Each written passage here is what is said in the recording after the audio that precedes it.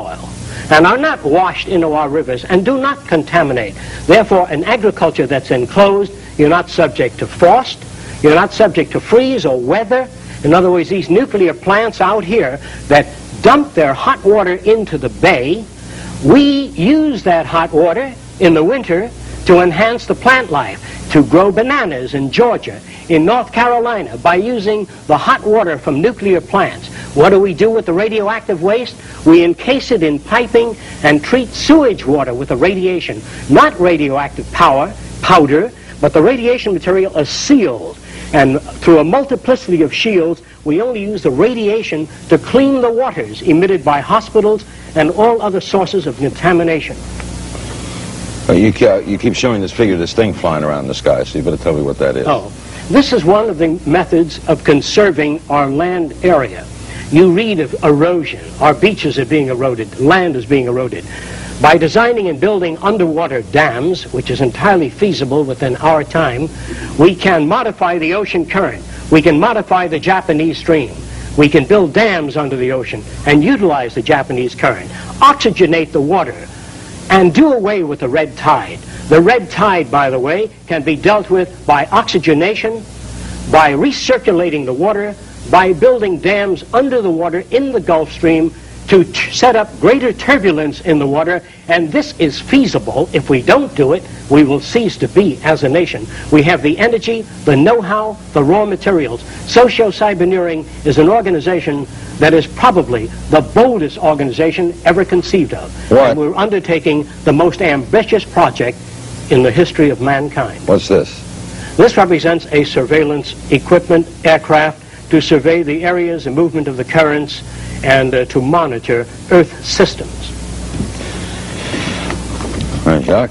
This represents a variation of the circular scheme. Most of the cities are based on natural configurations, the atomic structure, basic designs in nature. The center of the city might be related to studies of the human organism. This center here may be studies of diseases of the eye, other systems, diseases of the nervous system. An all-out research project on enhancing the lives of men. There are no military programs or projects in socio-cyberneering. There's no need for an army? No need for an army. Now what if one people decides to attack another people? We then invite, after the first city is built, we tend to go Socio-Cyberneering International, to invite the participation of all nations of the world into a system of monitoring the Earth and using the Earth to enhance the lives of men. What about what if one group of people get together and attack another group of people? We believe that is done due to scarcity, or that a society suffers from economic deprivation, lack of arable land area, or overpopulation. Whereas you believe it would not occur? It would not occur. What is this wild-looking thing? This is clean sources of power. By utilizing the natural heat of the Earth, that is volcanic energy, or the magma, or the molten lava under the Earth, of which there are approximately 500 potentials. If we tap a mountain in Hawaii called Mount Aloha, we can get enough power to electrify the world. We can get enough power from that volcano alone. We have 500 potential volcanoes we can harness. We can use that natural heat from the volcano. No smog, no smoke, no dirt, no gases, no fuels, no oil spills, and no more burning of fuels in any city to generate power. If Japan used Fujiyama, they don't need to burn oil. They don't need oil. All of that heat is sitting there. 20 million years of power right under the Earth's surface. In fact, you don't even need to use fusion power or nuclear power. And it's easy to tap, and it's clean and available. As soon as we make up our minds to put scientists, rather than on weapons, nerve gas, on harnessing the Earth power that is already here.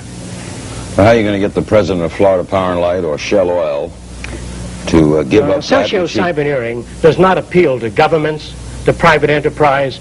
We're going to do this thing just as the automobile phased out the stagecoach, just as television stepped in and phased out the old vaudeville and the old motion pictures.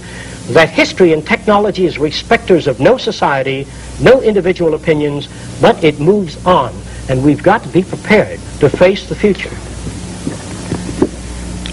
Socio-cyberneering will tackle some of the most ambitious projects in the history of man. This represents the building of underwater dams within the Gulf Stream. This dam will collect, direct, and route the waters of the sea into a spillway that is centrifugally shaped so that fish and marine life are separated from the turbine blades. The Gulf Stream will generate power to oxygenate the waters, to eliminate the red tide, to pick up the amount of fish in the ocean, to monitor marine life, and build an ecological relationship between the total oceanographic world and the continents.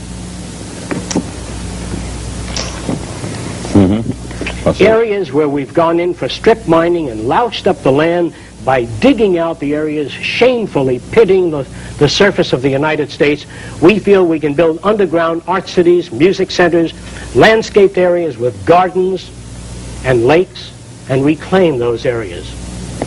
Now this looks like a train station. After the automobile is phased out, which we hope to do very rapidly, we hope to build a new transportation system and also phase out all forms of aircraft except surveillance. Aircraft, helicopters. We think aircraft are no longer necessary. In fact, the skies are so jammed and landing is so difficult, and the speeds and the shock wave are no longer worth working on. I know the people in the aircraft business do not understand this, nor do they feel this, because they feel that all institutions tend to perpetuate themselves. We hope to phase out the airplane by designing transportation units that can move up to 2,000 miles an hour, floating on a magnetic repulsive field or an air cushion. And in those huge trains of tomorrow, there'll be television, radio, amusement, art centers, classrooms, not a group of seats lined up as your trains are today, highly regimented society, whether you know it or not. This society will be different in its transportation means. If 40 or 50 people have to leave the train, we slow up to 100 miles an hour, lift off the passenger section, or slide it off and slide on a section with the passengers getting on. You don't have to stop the whole plane or the train. Today, when 3 people are getting off, you land the airplane and 3 or 4 people get off. In the future, we will just shove off those passengers getting off and that freight leaving. How will this go from, say, Miami to London? We then have an underwater project in which tunnels are suspended 125 feet beneath the surface of the sea. Therefore, you eliminate most of the ocean-going transportation system. You're not subject to the weather or anything else. This is part of the linear acceleration train that can take you anywhere in the world in just a few hours, safely, without snow, rain, being lost at sea, Are all these things you're saying, Jacque, could they be built with what we know today, or are some of these things, are you guessing based on what we know today? No. All of these things can be built with what we know today. It would take 10 years to change the surface of the earth, to rebuild the world into a second Garden of Eden. The choice lies with you. The stupidity of a nuclear arms race, the development of weapons, trying to solve your problems politically by electing this political party or that political party, that all politics is immersed in corruption. Let me say it again. Communism, socialism, fascism, the Democrats, the liberals, we want to absorb human beings. Women's lib, all organizations that believe in a better life for man. There are no Negro problems or Polish problems or Jewish problems or Greek problems or women's problems. They're human problems. To come into socio-cyberneering and take your part and function. We are not concerned with the divisions of segments of society. No control of population? Population control is dependent upon education. We feel an educated population needs no